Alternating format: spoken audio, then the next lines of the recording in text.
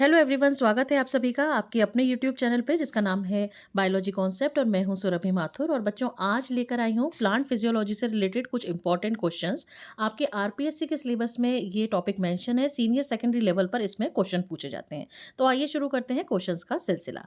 सबसे पहले बात करते हैं हम क्वेश्चन नंबर 1 की। क्वेश्चन नंबर 1 है stomata of CAM plants. A are always open, B open during the day and close at night, C open during night and close during day और D never open। सबसे पहले समझिए CAM होता क्या है। CAM हम बोलते हैं क्रेजुलेशियन एसिड मेटाबॉलिज्म को, यानी वो प्लांट जिसमें कि ये CAM मिलता है, जिसमें कि ये CAM साइकिल चलती है। अब ये वो प्लांट्स होते हैं जो सकुलेंट्स होते हैं, यानी कूदेदार होते हैं।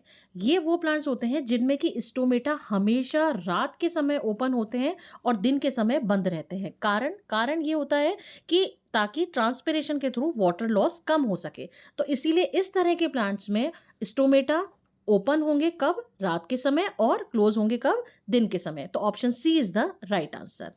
क्वेश्चन नंबर 2 आता है, in crassulacean plants stomata are open in dark due to accumulation of. अब देखिए, चूंकि इसमें जो स्टोमेटा है वो डार्क में ओपन है, तो उस समय पे क्या होगा कि उन स्टोमेटा के थ्रू एंटर करेगी क्या? CO2, यानी कि कार्बन डाइऑक्साइड।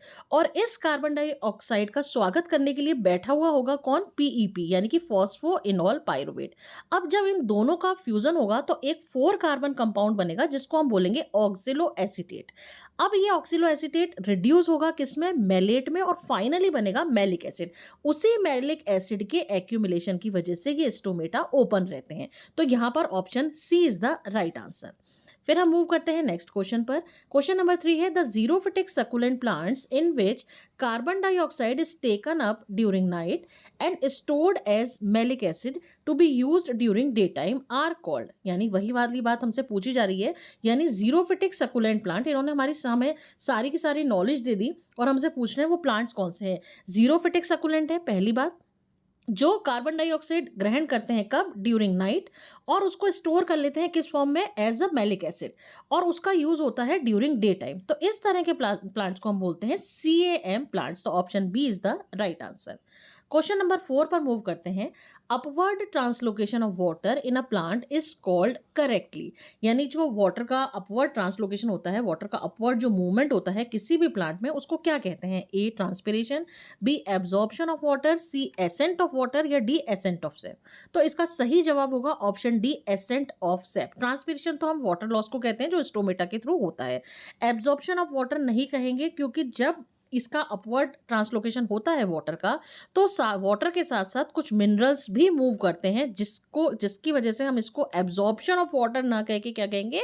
एसेंट ऑफ सेप कहेंगे। तो option D is the right answer.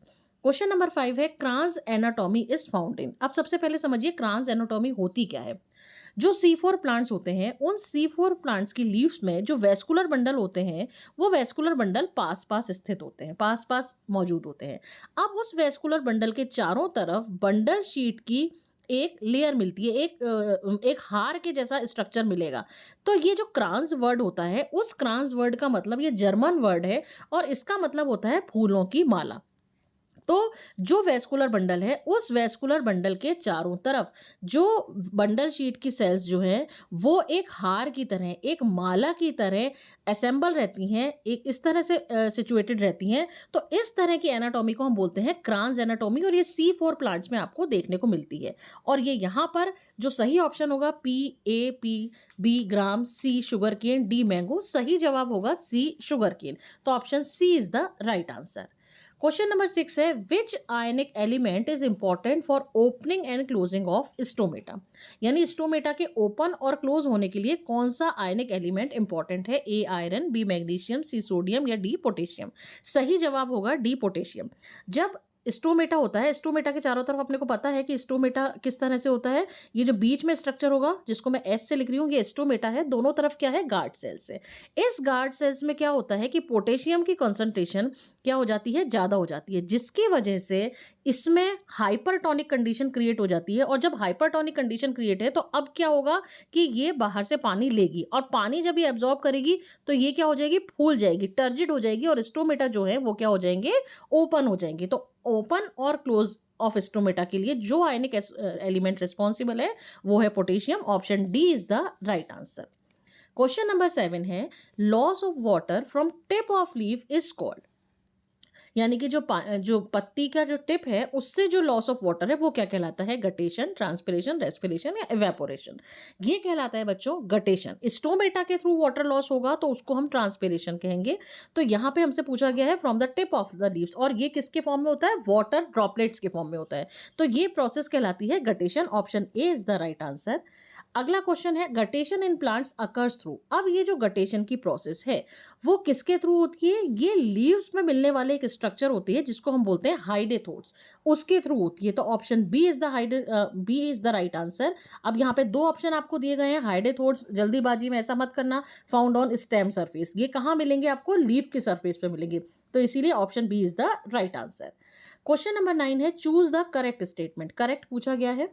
पहला है maximum ascent of sap occurs during day, ठीक है।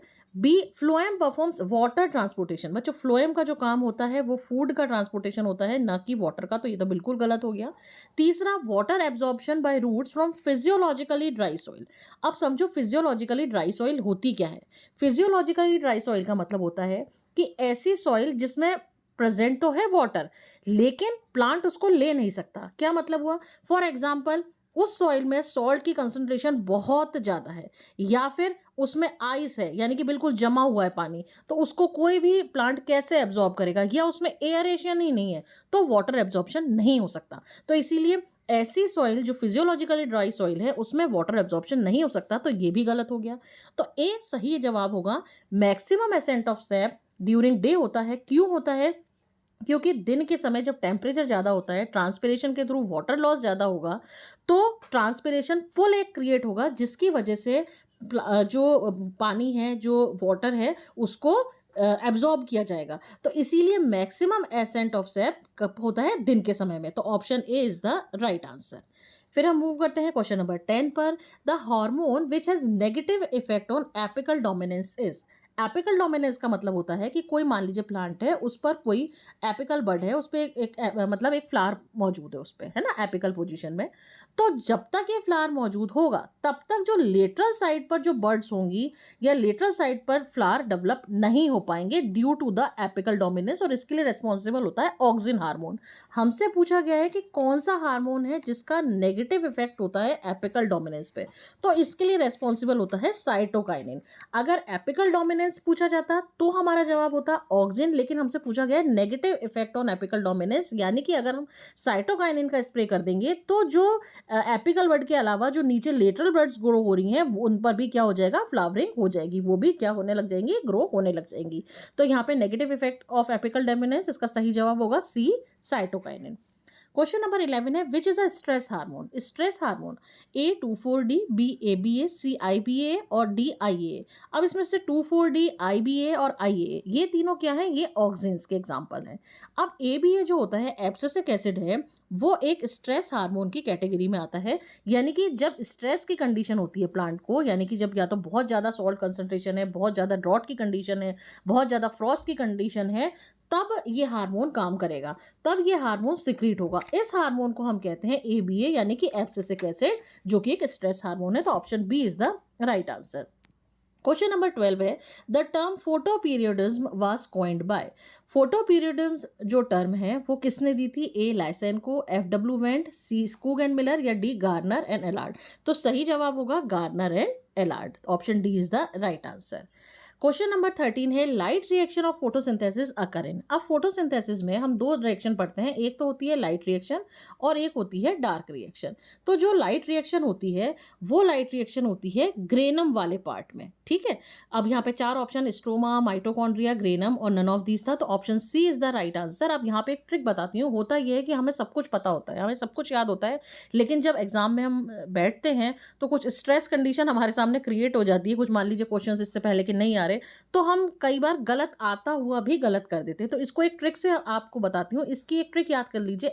LG के सब AC, TV, फ्रिज सब जानते हैं। एल से अब याद कर लीजिए, एल से हो गया लाइट रिएक्शन और G से हो गया ग्रेनम। तो अब आपका क्वेश्चन गलत नहीं होगा, तो option C is the right answer. Question number 14 है, इन अ टर्जिड सेल। अब देख समझो, इसको हम घर पे भी कर सकते हैं, मैंने इसका एक शॉर्ट भी अपलोड करा हुआ है, आप उसको भी देख सकते हैं। टर्जिड सेल का मतलब है जैसे कि हम लोगों के घर में सब में किशमिश मिल जाती है, तो आप उस किशमिश को थोड़ी देर पानी में सोक करिए, कुछ घंटों बाद आप देखेंगे कि वो फूल जाती है, यानी वो क्या हो गई, टर्जिड कंडीशन में आ गई। अब इस टर्जिड कंडीशन में क्या होगा, टर्गर प्रेशर जीरो यानी कि B T P is equal to zero, बिल्कुल नहीं, टर्गर प्रेशर जीरो नहीं होगा। डीपीडी जीरो, डीपीडी को सिंपल लैंग्वेज में मैं बताऊं तो डीपीडी जिसको हम बोलते हैं डिफ्यूजन प्रेशर डेफिसिट, यानी कि पानी की डिमांड। तो ये पानी की डिमांड जब वो किशमिश फूल चुकी है, जब वो सेल फूल चुकी है, स्वेल अप हो चुकी है, तो यानी अब उसकी पानी की डिमांड क्या हो जाएगी, जीरो हो जाएगी। तो इसीलिए क्या सही जवाब होगा, option C is the right answer. Question number 15 है, the nodules of legume plants contain a pigment which is structurally similar to, यानी जितने भी आप लेग्यूमिनस प्लांट्स देखेंगे उनकी उसमें आपको रूट नोड्यूल्स मिलेंगी, और उस रूट नोड्यूल्स में एक आपको पिगमेंट मिलेगा जिसको हम बोलते हैं लैग हीमोग्लोबिन, लैग हीमोग्लोबिन। अब उस लैग हीमोग्लोबिन का स्ट्रक्चर किसके जैसा होता है, स्ट्रक्चरली किसके जैसा होता है, A chlorophyll, B xanthophyll, C protein या डी हीमोग्लोबिन। तो उसका स्ट्रक्चर होता है डी होम हीमोग्लोबिन के जैसा, तो option D is the right answer. ये सारे क्वेश्चंस बहुत ज़्यादा इंपॉर्टेंट थे, इसी तरह के और प्लांट फिजियोलॉजी के और सारे क्वेश्चंस मैं आपके सामने लेकर आती रहूंगी। अगर आज का वीडियो आपको पसंद आया हो तो प्लीज़ इसको लाइक करिएगा, शेयर करिएगा, चैनल को सब्सक्राइब करिएगा। Thank you very much.